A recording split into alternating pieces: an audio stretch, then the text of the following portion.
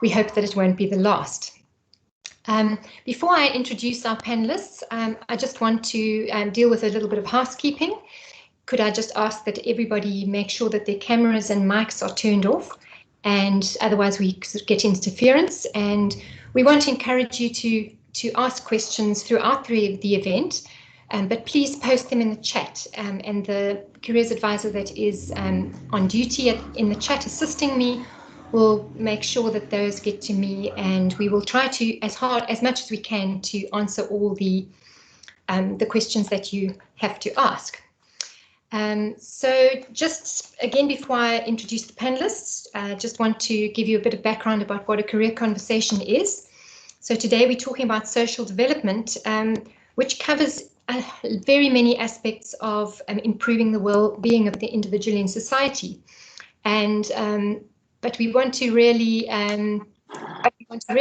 emphasize that the panelists that we have here today are the ones that could make this event by our invitation. So we don't mean that this is a completely comprehensive event about social development. It's about our guests and their career experience.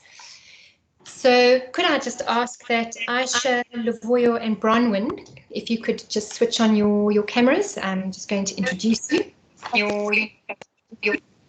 And just a reminder, everybody, to switch off their mics, the audience. So welcome, Aisha, Luvuyo and Bronwyn. It's really great to have you here. We always so honoured to have guests, particularly when they are graduates of UCT, and really want to welcome you here today. So Aisha is a social science, EGS International Relations, and a minor in psychology. She has an honours in justice and transformation and a master's that she had a Kader Asmal bursary. I haven't written down what your master's is in, Aisha, so you must, oh yes, in justice and transformation. Correct me when I have the first question. And she's worked in very many contexts, and we're going to hear more about them in a minute. Welcome, Luvuyo. Luvuyo did a BA in Development Studies at the University of Johannesburg, and then he did honours in Social Development at UCT, and I understand, Luvuyo, that you are currently doing a Master's in Social Development. So really nice as well that we are having a current student who has a lot of really great work experience. And he's worked in government and many contexts, and we're looking forward to hearing from you. And then Bronwyn. Bronwyn has a social science background in social work and psychological studies, and honours in social development, all from UCT. And then she has an MA in child, youth and family studies from the Institute of Technology in Carlo, Ireland. And there is a little bit of an Irish theme to our panel today, because both Aisha and Bronwyn were the recipients of the Kader Asmal bursary to fund them to study in Ireland. And that's just sort of a little bit of an accident that we have that theme today. So welcome to all of you. And the way this works, I will be asking questions of all the panelists, and they will answer in turn.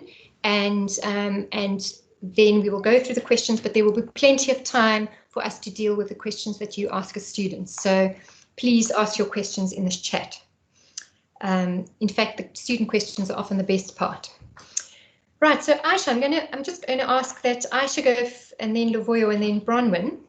So my first question is, I've given a bit of a flavour in terms of what you studied. So elaborate maybe on a few points, or correct me if I got a detail wrong. And then what I'd like you to each do is to just outline your career journey. So where was your first job, your subsequent jobs? Don't say too much about your roles and organisation, because that's the next question. So just give us an idea of the jobs that you've had, and we'll start with Aisha. Sure. Thank you so much for the opportunity, Ingrid. I'm so happy to be here. So I studied an undergrad in social science at UCT in international relations and environmental science. Then I did an honours in justice and transformation. And then I did a fellowship, a social justice fellowship in Johannesburg with the ASRI Research Institute. So it was basically training for social scientists in terms of civil society, government, etc. So that was a big stepping stone to how I entered the career field from there. So from there, that opened up an internship for me with Indifuna Kwazi, which is an NGO working on urban land justice in Cape Town. I worked there and I did my honors part-time as well. I worked there for 2 years. Then I worked at the Women's Legal Center. I worked there as a communications associate, and then I got the master's scholarship to go and study in Ireland. I did my master's in humanitarian action, conflict and development. So it was a mixture of humanitarian action, human rights, and the international development space. And from there, I'm now employed at an organization called Frontline Defenders, also known as the International Foundation for the Protection of Human Rights Defenders. And I'm now a communications associate there. Yeah, so that's a roundup of my career journey. Thanks very much. And we're interested in hearing later of the sort of communications flavor of the many roles that you've had. Luvuyo, could you give us a sort of a rundown of the jobs that you've had? Thank you, Ingrid, for the opportunity. My journey began when was it? In 2009, when I registered for a BA in Development Studies. Back then, I was still I did it at the University of Johannesburg. After that, I did not continue to pursue honors. I first went, I was employed for almost a year, because I was a bit, trying to find employment. And then I think in the month 11, after staying at home, I was appointed as an intern at the National Development Agency. I was in Joburg then. But few months during my internship, an opportunity presented itself in East London office, where I then took a transfer to that office, where I acted as the development manager for a year. For a year. Then after that, there was an opportunity in the Western Cape, a contract for a 2-year contract for the similar position. I applied and then I got it. So I was based in Cape Town for that period of 2 years. Within that period, then I went back to UCT to do my social development honors degree. As I was, juggling the two, working at the same time, studying. I finished that. But the contract ended the same year that the qualification. I had finished the qualification, and then I went to lecturing. I was a junior lecturer at Cornerstone Institute for a year. Then after then, they headhunted me again at NDA to come back. Back then, I'd already started with my master's in social development. So currently, I serve as a development officer at the National Development Agency. So that's where I'm currently at now. Sure. And I'm sure the students will have a lot of questions for you in terms of NYDA, but NYA, but also in terms of your time of unemployment. So I'm sure there were lots of lessons that you learned there that we can learn about. So looking forward to hearing more about your roles. Yes. Could I just ask, Luvuyo, are you joining us are you in Cape Town, based in Cape Town? That detail I didn't get. No, I am currently in George. Yes, still in the Western Cape. Great. Okay, so we have, I understand, Aisha, you're in Cape Town working remotely, and Bronwyn is joining us from Dublin. So we have quite a cross-section of places represented. So Bronwyn, can you give us an idea of the jobs that you've done, please? So thank you for the opportunity. It's really appreciated. So I did my undergrad in social work and psychology, and then honors, as you mentioned, in social development, and then took a really long break from studies, 15 years of a break, and ended up working in various fields within social work. So started off as I would say, a traditional social worker working with abused women and children and homeless women and children at an organization called St. Anne's. And then subsequently found out that I really loved working within the youth development space. And because youth is demarcated as 18 to 35, I really loved that age group because it's such a formidable age in which you kind of forming your own career trajectories and finding out who you are essentially. And so navigated my career very much in the youth development space. So worked in areas such as youth unemployment, youth entrepreneurship at the Raymond Ackerman Academy, skills training and development in Kailicha with Learn to Earn, and then also just working within the career development space, which is also part of youth development, you know, mapping out your careers. And then decided to take a break from it all and go and do my master's in Ireland, where I did the MA in Child, Youth and Family Studies, which adds a nice sort of overview of how to work cross-sectionally with young people, families, and society. And then found myself lucky enough to have a job again in student entrepreneurship. And then the current role that I'm working in now is the Strength in Diversity Project Officer for the Dublin City Community Co-op. Sure. Particularly nice to have an ex-colleague back. So, and was always interested to see how Bronwyn applied all of the skills that she'd gained in her other jobs, in her job as a career advisor when she was with us. So, wow, I'm quite blown away by the breadth of experience that you all have. So just to move to the next question, Luvuyo, I'm going to start with you. If you could tell us about your current organization and what your role at the moment actually entails. And then I'm going to go to Bronwyn and then Aisha. You're muted, Luvuyo. Okay, no, sorry, I did not notice that.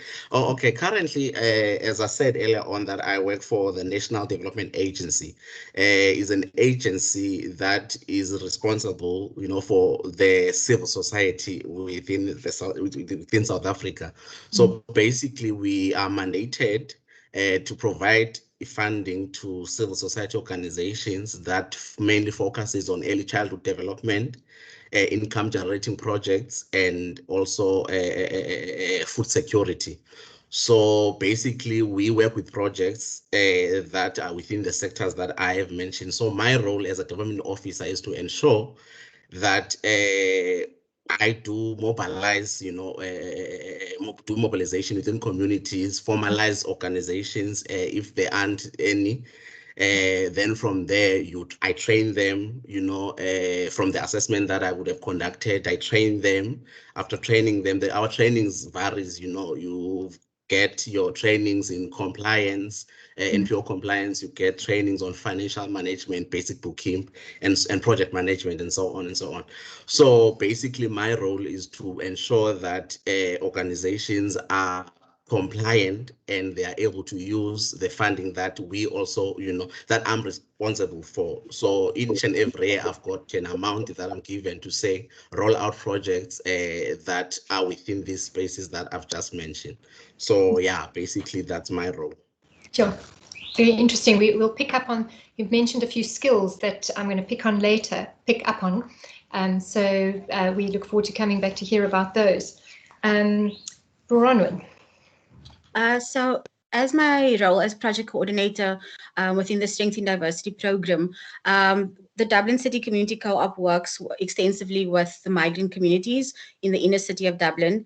And so because Ireland is shifting and changing and becoming more inclusive, recognizing the need to provide services for migrants to be able to better integrate within Irish society. And so where my role comes in, it's literally going out, doing outreach work. So meeting and engaging with migrants from all over. So whether it's from Africa, Asia, South America, literally trying to approach them to try and get them into the service, where we then we do a needs assessment and looking at what are the current needs, what are the barriers to access or to actually integrate fully into Irish society. So it's looking at anything from helping them get what they would call a PPS number, which is almost like your tax number, to be able to access employment, looking at training and development opportunities, volunteering, looking at also mental and emotional wellness programs that they're running. You know, working or living within an Irish capacity when you are new to the country does have really serious repercussions in terms of your mental health, just in terms of integrating into society. So looking at integrating migrants in a holistic manner, so looking at everything from economic development through to personal, through to emotional, and also looking at the cultural integration, looking at how to integrate their, cultural backgrounds and heritages into the Irish landscape, so that there is not just a us and a them where you perpetuate that, but looking at how do you fully integrate within an Irish landscape. So my job is very broad and very vast, I would say. Working anything.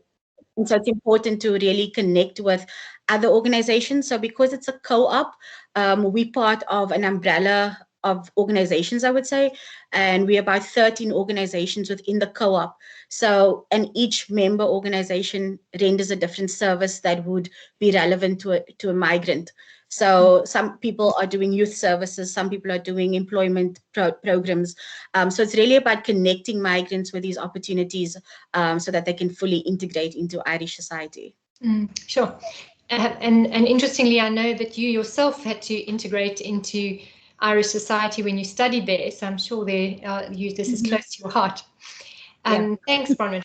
Aisha, could we ask you what your current role is and tell us a bit more about your organization? Sure.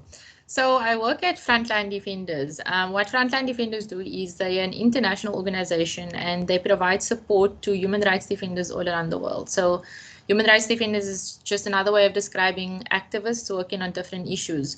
So activists that are targeted for different work all around the world. My organization will provide support in terms of whether it be relocation, campaign support, helping with legal fees, etc., etc. So we offer a range of assistance to human rights defenders around the world in terms of whatever assistance they might need. So I work on the visibility team, and the visibility team sees to campaigning, visibility. So I'm a communications associate. So my primary work would be on updating cases on the website. So we profile, and a large part of our work is that we profile human rights defenders and we publicize essentially what's happening to them. We send out urgent appeals and letters to authorities in different countries, and then we also put that online. So I basically see to maintaining that, whether it be on the website and on social media. So seeing to basically digital advocacy of the cases that we are working on. So that's essentially what I do in my role. Sure, thank you. Again, such incredibly diverse. I think social development we all know is quite diverse, but it's really interesting to hear how different your roles actually are. So maybe that brings me to the next question. And I'm going to start with Bronwyn and then Aisha and then Luvuyo, because I think what might sort of join this in the theme of social development is when we hear what the skills are that you are using. And I think this is particularly important for students to hear, because when you're in an academic environment, you don't always make the connection on how you're going to apply this knowledge. So if I can ask all of you to reflect on the skills that you use not only in this job but others, and maybe tell us which of them are skills that you developed in your studies and which of them are skills that you developed in other ways. So starting with Bronwyn. I would say for me, it kind of overlaps professional and, also getting skills within the university spectrum. It overlaps and also gets enhanced in different ways. So I would say definitely people skills, communication, working with people constantly and having to engage with them. It's not just talking at them, but it's talking with them. It's coming up with solutions with them. It is also comprehension, understanding the needs of your clients, of your service, of the people that you're working with. So it's really when it comes down to communication, for me, it's my major one. It's where I would say I flourish the most, because you really have to connect and engage and also comprehend what people are telling you. And it's not always, I think I would say the harm that you'd come in as a fresh social worker. For myself, when I look back, I would always go in with a program in mind and what I was going to do. instead of looking at what the clients are telling you they want or they need. And so really communication and comprehension with regards to what people are telling you. Critical thinking, I would say, that gets enhanced even in the essays that you do at university, the lectures that you have, because people are forcing you to critically engage with material that is, you come up with your own preconceived ideas with how things operate in society, and then you encounter lectures or lecturers that force you to engage critically and question and almost force you to question your own background, and look and evaluate your social surroundings even. So definitely critical thinking, and that gets enhanced as you progress on your career. Problem solving, because essentially we are trying to solve problems, whether it's on an individual level, whether it is on a collective level, we are trying to engage and trying to come up with a solution to someone's social ill or social challenge. And so for me, definitely problem solving, learning that. And also I'd say not on a technical thing, but I'd say flexibility in order to navigate your way successfully in the social development space. You have to have a level of flexibility with how you progress on your career journey, because if you going in with a certain idea of how it should be, you're missing the mark, and you're kind of missing the point of being in social development, because everything is fluid, everything is changing, you growing, you developing, you evolving. And so I would say really going in for me would be a high level of flexibility to be able to adjust to the context that you're in, to the information that you receive, and also just to be flexible in your thinking of how to wrestle with your own preconceived ideas about what a program must look like when it's not having the client in mind, I would say. Yeah. So for me, that would definitely be some of the hard skills that I've taken on my journey, that I continue to use on this journey of mine. And interesting the things that you've picked out, Bronwyn, because I'm thinking that, the flexibility you talk about, being able to listen and then be flexible to work in a cultural diversity space seems to be linked. Aisha, could you possibly sort of add to what Bronwyn has said, or mention some other things as well? Sure. So I think I'll start with the hard skills, and I would say, and I want to say this especially to UCT students, that UCT students have great writing skills coming out of a social science degree. It's a big advantage, and it's often underrated. But what I can say is that with myself especially, I can see the difference of the intense writing from my undergrad and from my honors at UCT, how that benefited me from the beginning of my career. It really benefited me, because what honing that writing skill does for you is that you pick up on information very quickly. You can synthesize, you can comprehend information quickly, you can summarize information quickly, and those skills go a long way, whether it's in a role like mine, like communication, whether it's in projects, whether it's in research. But so that writing skills that I gained from UCT has really been beneficial in my career. And so I want UCT students to know that, and to put that extra work in to make your writing good, because it's going to go a long way in your career. Yeah, and then another thing I would say from university, it's not necessarily academic, but I was signed onto a lot of societies. I involved myself in a lot of societies and extracurriculars. And now I'm working at an international organization where I'm working with literally people from all around the world, like some countries that I'm sure people didn't even know existed. And that does present, it can present a challenge when you're only used to working in specific contexts. So the more sort of things that you get yourself involved in, the more people skills you're learning, the more you're learning how to work in a diverse team. So those things have definitely helped me from being at university, getting myself involved in different initiatives, that you're forcing yourself to work with different people. So that people skills is definitely come in handy.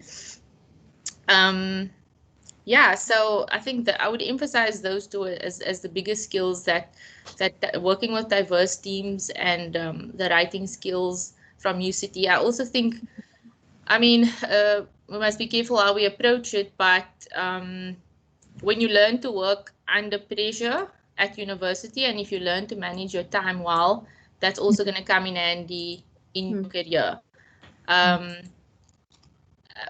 But just to say that, you know, it's like lots of us do assignments on the last minute and things like that. But if you can train yourself at university to manage your time well, then you're going to come across as a very efficient worker in your roles and in your jobs. And I've always been told by my seniors that I'm a very efficient person and that I get things done properly and I get things done on time. But that's just because it's become a part of my nature, because I forced myself to work like that. I've trained myself from university so that it doesn't feel like a chore, you know. So because your work ethic from university will carry into your work ethic in your job and in your career. Yeah, and then I think like what Bronwyn has said as well, it's lots of people skills, you know, learning how to deal with people. And that's why I feel a bit sorry for students who are doing online learning now, because you know, there's some of those skills that you unfortunately are missing out on, you know. But yeah, I mean, I would say just involve yourself in as many different initiatives as you can, because that people skills it's an underrated skill.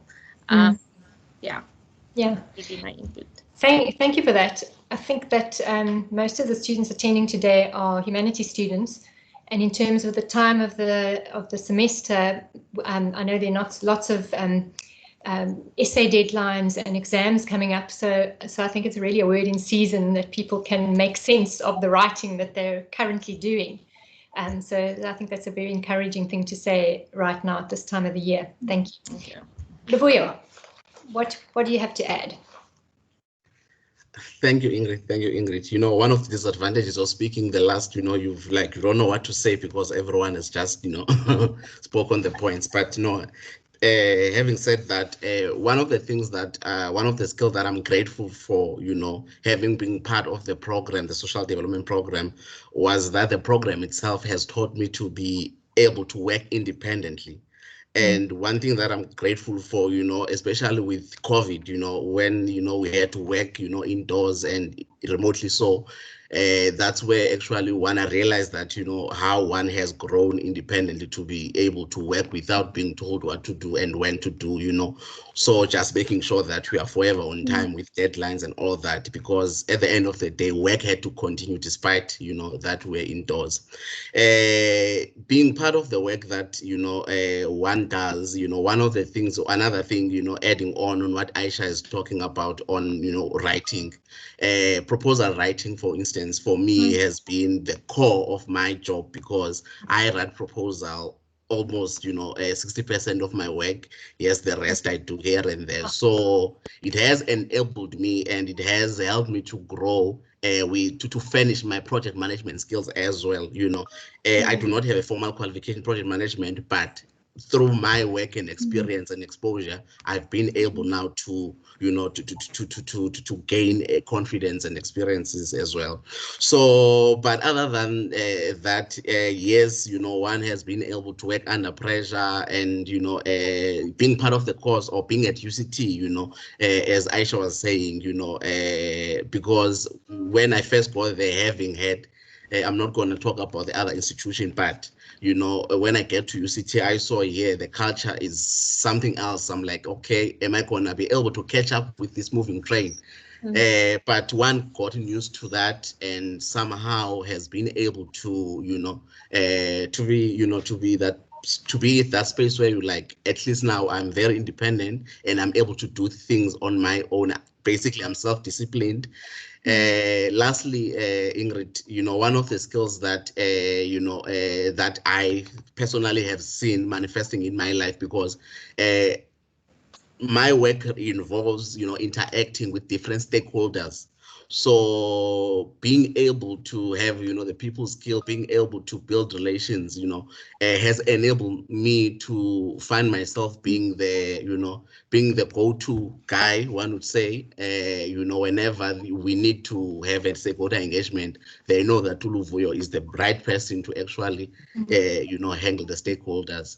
So I guess because of their skills that one has acquired over the years. So yeah, I'll end there. Sure, thank you. I see there are some questions coming through. And so I want to just remind everybody that there will be plenty of time for questions. I'm actually going to ask a last question and then we're going to go on to the student questions. So, and I'm going to ask the panelists to keep their answers short so that we can get to all the questions that students are asking. And I'm sure it usually happens that the questions start rolling in and then we start running out of time. So student attendees, please ask your questions. So my question is, and just give me a brief answer and then we'll go to the chat. What for you is and I'm going to just go back to you, Luvuyo. So sorry, you're the first to answer this. You can't get from the others' answers. Social development is very challenging. And now we are sort of in this pandemic with so much being virtual. So I just wanted you each to comment on the challenges of the job that you're in, but maybe keeping, the situation we're in mind. So answer about that or not, but if you could each just comment on the challenges of your work, starting with Luvuyo. Oh, okay, thank you. For me, one of the challenges has been that now, the engagement with people, like I can't engage with people directly. Yeah. And it has made my work very difficult because at times, I believe even this one is even better because I can see you on the other side, but at times, other colleagues, they don't want to show their face and you are sharing a meeting, for instance, you can't even get that engagement. So that has become most of my frustration as far as my work is concerned. I can't visit project sites and now I have to do monitoring over the phone or, virtually, and of which, yeah, it minimizes or it has reduce that fulfillment on what I'm doing currently, because what I enjoy the most is to be out there and get to learn about people and what it is exactly that they are doing, because yeah. Thank you so much. Aisha? Sure. Hi. So yeah, I mean, just to build on what Luvuyo is saying, so I started a new job with a staff of like over 40, but I've not met one of them. So yeah, I mean, it's challenging. There's this kind of barrier that's there when you're working virtually, and like Luvuyo is saying, it's like nobody wants to put on their cameras. So like, how do you make this human connection? And again, for me, I am a people's person. So like, it's very, it kind of impacts your, it impacts your motivation and like, yeah. That's totally fine. Don't worry about it. Let's do Monday. I don't want you to feel stressed. So rather Monday. Could you just ask someone to I hope you have a wonderful weekend. Yeah, and I saw the extension too, so I'm not worried at all about any challenges of the job, isn't it, panelists? Really, you have mics not being muted, but I think it's in there, so no judgment. So Aisha, you were saying? Yeah, so I mean, it can impact your motivation sometimes. So like, what I'll try and do is work in different spaces. Try and meet up with a friend at a coffee shop, just so you don't feel that isolation. But it can get isolating, and it's not normal for human beings to work like under these circumstances, to study even under these circumstances. So yeah. And I can just feel all the nodding that's happening with all the students at the moment who are very frustrated with virtual learning. We know that. Bronwyn, what could you add to that? I would echo everyone's sentiments. It is hard. I think for me, this is my second job in Ireland, so I had to move cities. So for me, it's also just integrating within this space. And so I just started this job fairly recently. So I would say also not being able to connect with colleagues, also having to engage with a group or a client group that is so diverse, even in language. So even to connect with them virtually makes it even harder, as opposed to if I had been doing outreach work, outside. So I definitely say that human element, because I'd say you get into this job or you get into the space of social development because you want to connect with people. And so you're taking away a fundamental building block, with virtual work. So it does take away a bit of the shine, I would say. Yeah. I think you've hit your nail on the head with that. So I want to thank my colleague Azola for sending. What we do is we send the questions on WhatsApp just so that I don't have to keep track of the chat.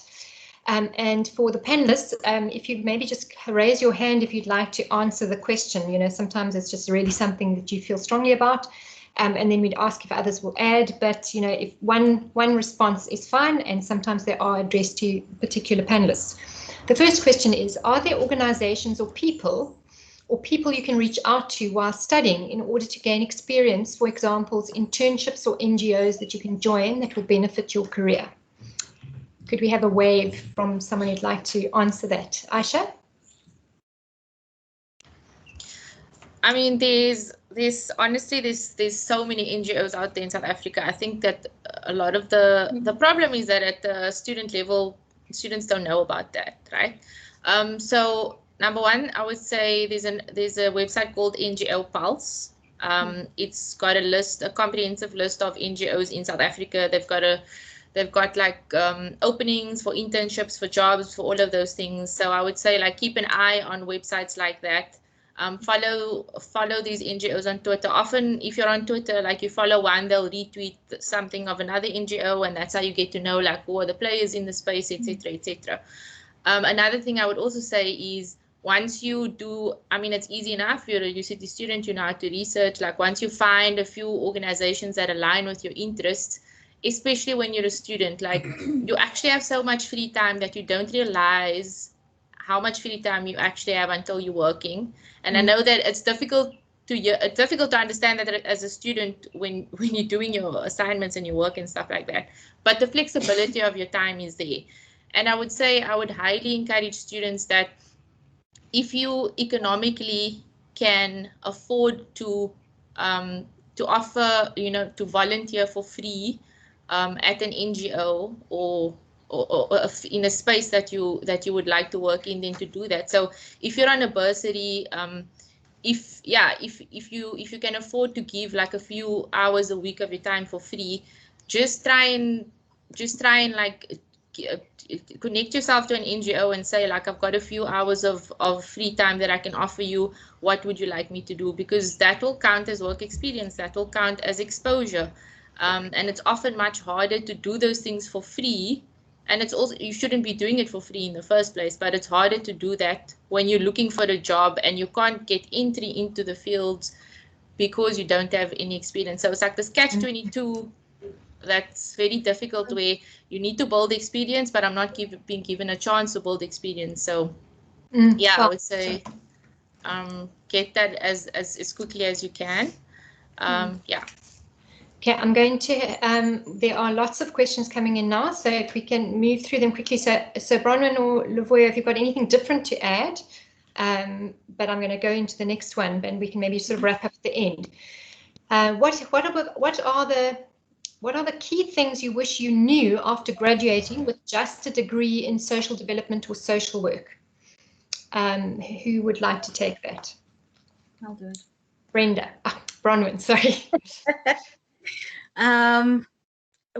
So for me, I'm not sure what the curriculum looks like now with social work students, but with us in our second year, having had the work placement, that counted as experience. So what is cool about doing that degree is that you were actually given work experience, during course time. So it didn't feel like you working for free, and but it's actually counting towards credits for your degree and all that. So I think what I wish I had known was that not to try and follow the path that everyone else was doing, but to actually know what I liked because social work is so broad and so diverse, and social workers work in such diverse spaces.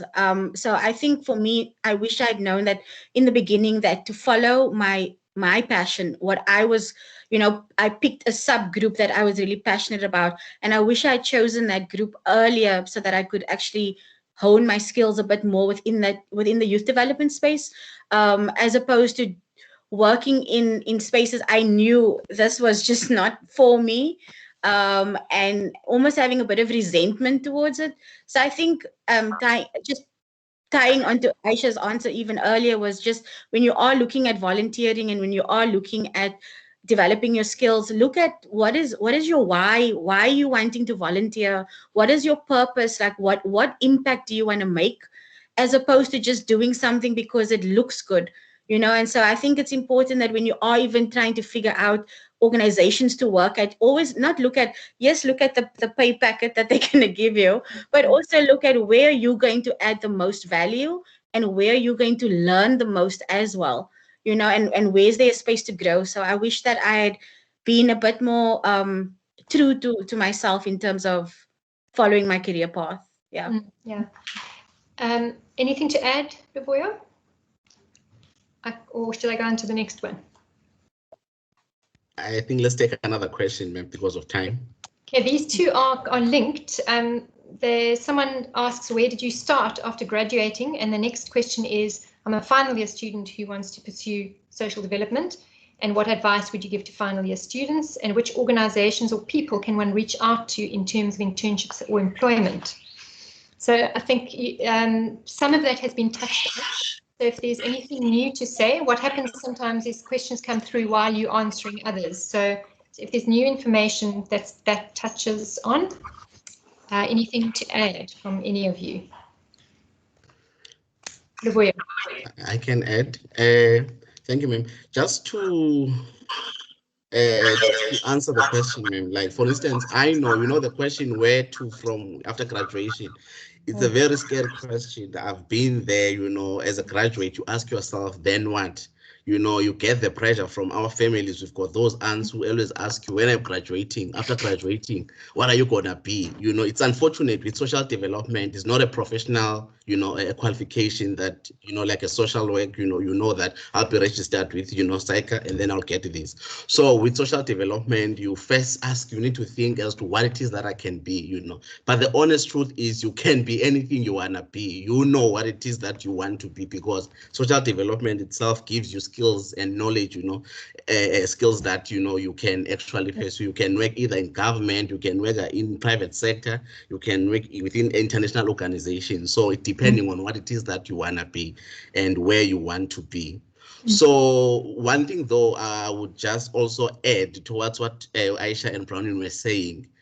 If you are a student and you've got means, in fact, I think it should be compulsory to actually make it a point that at least you're affiliated with a certain organization that you know that either during school holidays, whenever in December holiday, you volunteer yourself, you volunteer your time there. So to gain experience, because one thing that is a challenge, especially with newly graduates, you know, you have a qualification, you've got you've done your internship, as the other one was saying, doing the master's. So where to? You find yourself with these papers, but you don't have experience. Entry positions, they will tell you that they at least need 2 years experience. But now, where are you gonna get that experience? So if you had volunteered yourself, open up to, you know, to do voluntary work, you could easily say, I've been volunteering. I have served maybe in the, for instance, you know, you've got ECDs within our communities or schools. I have served within the board there. I've got the experience. So there's a lot that you can do in an attempt to make you different from other newly graduates. So I don't know whether I've answered. Yeah, that's very valuable. Thank you. This is a question for Aisha. As someone with an EGS degree, how could I go about finding internships in your particular field? I'm very passionate about social anthropology and human rights and inclusivity as well. Sure.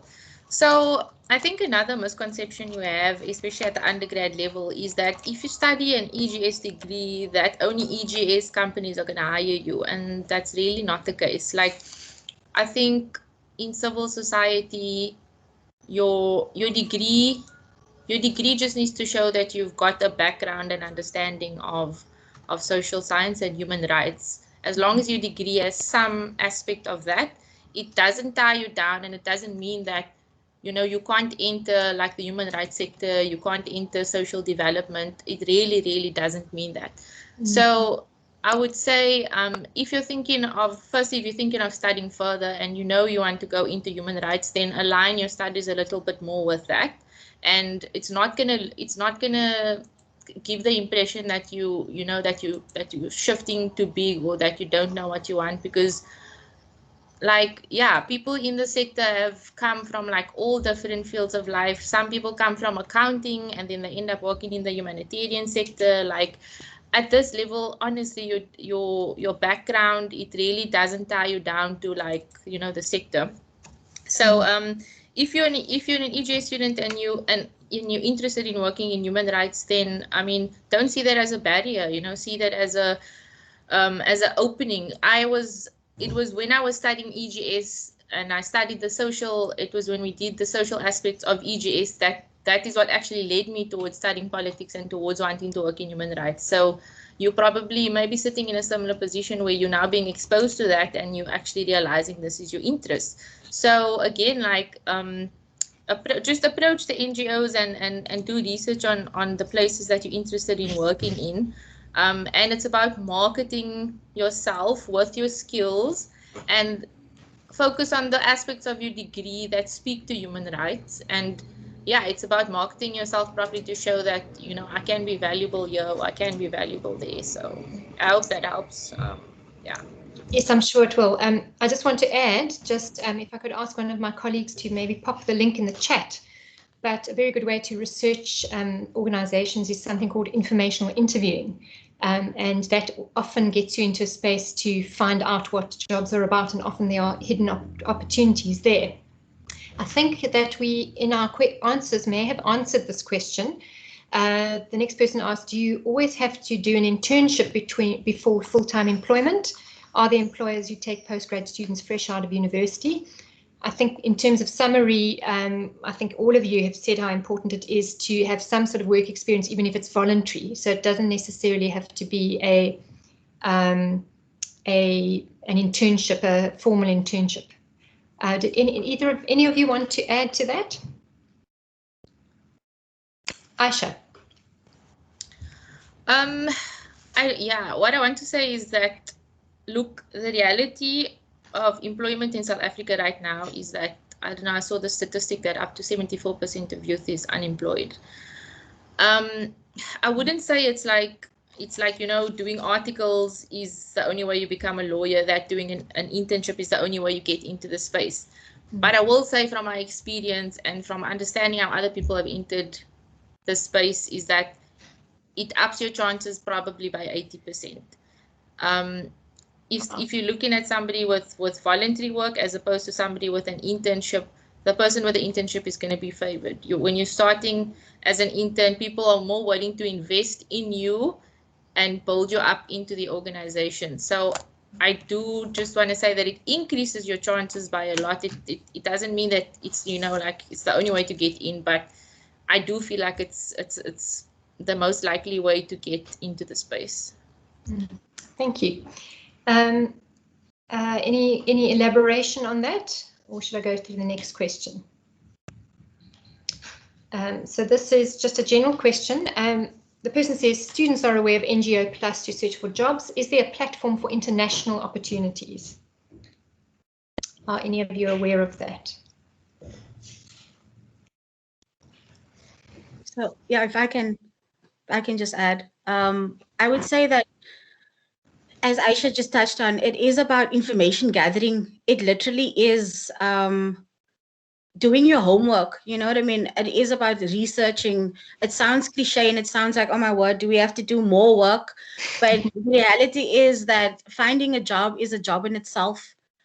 You have to be committed in terms of what, like, it's about looking for these organizations and booking an appointment with the office, you know, working with a career advisor, but also looking at what is it that you are looking for. You know, do your own skills inventory in terms of, what am I good at? How can I add, you know, my writing skill to benefit this NGO? Because it's not just about going there and saying, I need an internship, but what value are you going to add? And I'll always go back to that, because because we tend to miss the mark when it comes to this. We forget about us in the mix. It's not just about the organization gaining someone. It's also about you gaining something as well. Where do you fit in? So the short answer would be yes, there is. If you research, if you Google, Google is your best friend if you can't find an actual directory. But find out what part of NGOs do you want to work in? Is it helping with proposal writing? Is it marrying your love for writing with going to work for an organization and volunteering, helping Luvuyo with his proposals because he's spending 60% of his time with these proposals. So how do you and you want to work in the youth space? So maybe that's a synergy that you see. It's also looking at how do you if you're saying you want to work with children, that was kind of the cliche when social workers became social workers back in the days. Like, why do you want to do this? I want to work with children. That's so broad. Like, what exactly do you want to do? You know what I mean? And I think it's about us having these hard conversations with ourselves also, about asking, like, where do I see myself working and growing? The UN sounds really amazing, but it's so massive. In which branch do I want to work? What value do I want to go and add there? How am I going to, grow within my space? And so it is there. The information is there. I mean, I can't give you a actual site right now, but it is there. But it's not about that really. It's literally about where are you at? Why are you doing this? Where do you see yourself working? And how can you make a difference? Because that's what it all comes down to. It's about connecting your why, your purpose with where you see yourself. Yeah. So I would always preach about this, even in sessions, but it's so fundamental because we forget about us when we are looking for work. Yeah, no, thanks, Bronwyn. That's really great. And I just want to give before the next question, just a reminder to all of you students that are attending. Remember that the Career Service is a free service to all students, and we can do one-to-one virtual consultations to help you to think through and to just explore your options and to help you with applications as well. So this may be an answer to the next person who is asking, how do you handle feelings of demotivation when you keep applying and get no callbacks in the sector? And I just want to add that quite often you have a really bad CV and cover letter, and we would invite you to come and discuss that. We have lots of resources that can help you. But could our panelists add to that, this demotivation of not getting callbacks? Luvuyo, I'm sure you had that in your dark year of not getting jobs. So anyone like to add something? Hey, Ingrid, I wish I had an answer with that specifically because having been where I am, for instance, I am also looking for a job. If you have one, you can hire me. But I'm saying it happens at times. It's a matter of, yes, you can have, like, if you've got the right CV and you've got career services offering those services. So I think we need to utilize the center to our advantage. But in terms of getting that call, I honestly wish I had an answer with that, because it happens that you just keep on waiting for that call and it never comes. But sometimes it does come. I honestly, yeah, I don't know, maybe other colleagues have a different view. I'd say, just to add on that, I was retrenched as well, looking for work, and I decided to use another approach because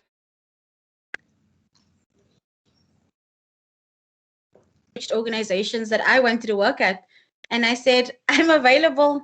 Do you have a vacancy? I'd say just ask, because the worst thing that someone can say is no, and then you at least know where you stand.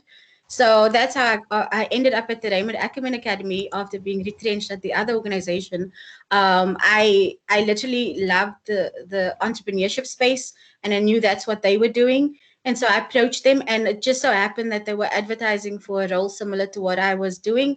And yeah, I mean, it has a happy ending for sure, but it's about putting yourself out there. And it does sound wishy-washy, but feel the emotions of it. It's not nice, but also you have to not let it, don't stay there, don't live with it. you kind of have to push through it and surround yourself with good people that's going to motivate you. Honestly, having a good support system, whether it's the careers office or whether it is your friends or your family to help you. But yeah. We have 5 minutes left, and there are 2 questions left. So I think that's probably going to take up our 5 minutes. Besides, so thank you for that, Bronwyn, by the way, and also Luvuyo, because I think that is a very tough position to be in. Besides equal education, are there any other education-specific NGOs that you can recommend that I reach out for a 12-week internship, which is a requirement for my master's? Aisha, you look as if you're going to answer. Yeah, I know of one called Jet Education Services. Yeah, you'll have to check them out online. And then there's also, this is in Johannesburg, though, you might be able to do a remote internship, but there's the Ahmad Kathrada Foundation. Yeah, in terms of education, I would say, oh, sorry, and Chisimani Center for Activist Education. It's not traditional schooling education, but it's popular education. Yeah, that's great. Could you maybe put that in the chat? Luvuyo, could you add to that? Okay, can I just add with that? There are organizations that are based around Observatory, around UCT, that colleagues can just look around, that I know that they are open in taking master's students, specifically with the social development program that I also did. You know, you've got your Molo Songololo is in Observatory, you've got Mothers to Mothers somewhere there. So I know those are the organizations that they've taken students from UCT to actually come, you know, to them. And our last question before we finish off, I just want to add, though, in terms of opportunities, encourage students to come to our LinkedIn webinars, because you can also do searches of people on LinkedIn who have your qualification, and you also then find out what graduates have done. So we will help you to do that if you're not sure how to. What are the various work opportunities? Sorry, there's a last minute question coming in. So if we can have a short answer to this, what are the various opportunities associated with social work and in brackets streams? Bronwyn, maybe if you could answer that, probably having most of a social work background of the panelists. As I said, there's so many avenues. There's youth development that's working with disabilities. It's working with children, women, men, literally looking at all aspects of society and then breaking that down into subsections. Human rights comes into play there, education. Some people even go on. A friend of mine is working in the UK. She's a writer, and she's busy. She's an agony aunt. You know, one of those columns where you write, "Dear Susie, my boyfriend," or whatever. She's doing that kind of work, and that supplements her writing plus a social work and psych background. So it really comes down to, you know, the area that you demarcate as an area of interest for you, and then go and explore that for yourself. Sure. One last question before we say thank yous and goodbyes. Do international students face problems in the future in finding jobs? I'm assuming in this area.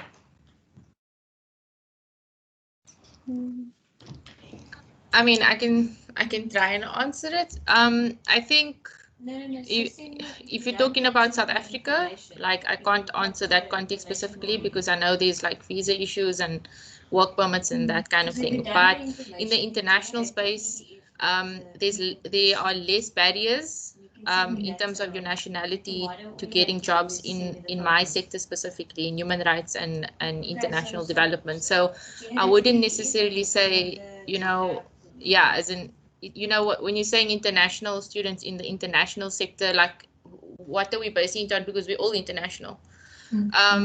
So it would be different to answer that in terms of South Africa, but I can definitely say that if you're wanting to work at an international NGO, there are less barriers than you might think. Yeah. Sure.